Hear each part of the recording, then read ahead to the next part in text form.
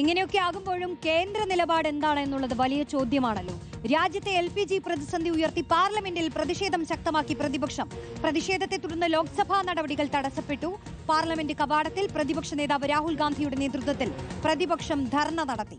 LPG പ്രതിസന്ധി പരിഹരിക്കുന്നതിൽ കേന്ദ്ര സർക്കാർ പരാജയപ്പെട്ടുവെന്ന് രാഹുൽ ഗാന്ധി പറഞ്ഞു.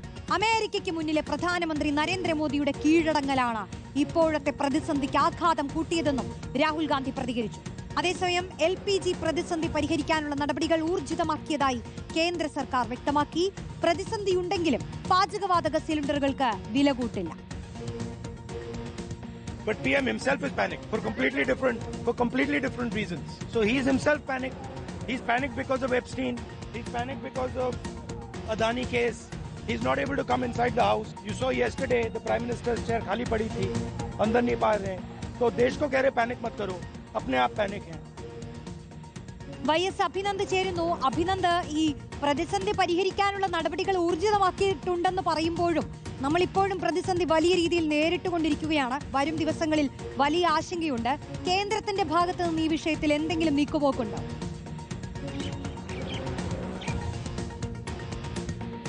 റോഷ്നി, രാജ്യത്ത് LPG പ്രതിസന്ധി രൂക്ഷമാണെന്ന് ചൂണ്ടിക്കാട്ടി വലിയ പ്രതിഷേധത്തിലേക്കാണ് പ്രതിപക്ഷം കടന്നിരിക്കുന്നത്. ഇന്നലെ മഹിളാ കോൺഗ്രസിന്റെ നേതൃത്വത്തിൽ ദില്ലിയിൽ വലിയ പ്രതിഷേധമുണ്ടായിരുന്നു.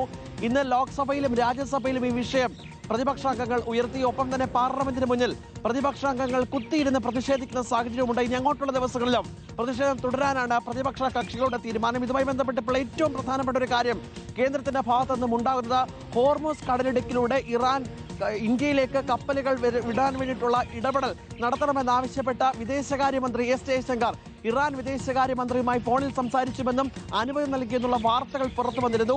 ഇതിന്റെ ഭാഗമായിട്ട് ഇപ്പോൾ വിദേശകാര്യ മന്ത്രാലയത്തിന്റെ വാർത്താ സമ്മേളനം പുരോഗമിച്ചുകൊണ്ടിരിക്കുകയാണ്. അതിനെ സ്ഥിരീകരിക്കുകയോ അല്ലെങ്കിൽ തള്ളുകയോ കൊള്ളുകയോ ചെയ്യാത്തൊരു നിലപാടാണ് നിലവിൽ വിദേശകാര്യ വക്താവ് രൺധീർ ജയ്സ്വാൾ സ്വീകരിച്ചിട്ടുള്ളത്. വിദേശകാര്യ മന്ത്രിയുമായിട്ട് സംസാരിച്ചിട്ടുള്ളത് ശരിയാണ്. തുടർച്ചയായി പ്രതിഷേധങ്ങൾ നടക്കുമ്പോഴും ഇത് പരിഹരിക്കാനുള്ള കാര്യങ്ങൾ ഊർജിതമാവുന്നുണ്ടെന്ന് പറയുമ്പോഴും അത് ഏത് തരത്തിലാണ്? വരും ദിവസങ്ങളിൽ അതൊക്കെ വളരെ പെട്ടെന്ന് അത്തരം നടപടികളിലേക്ക് കേന്ദ്രം കടക്കേണ്ടത്.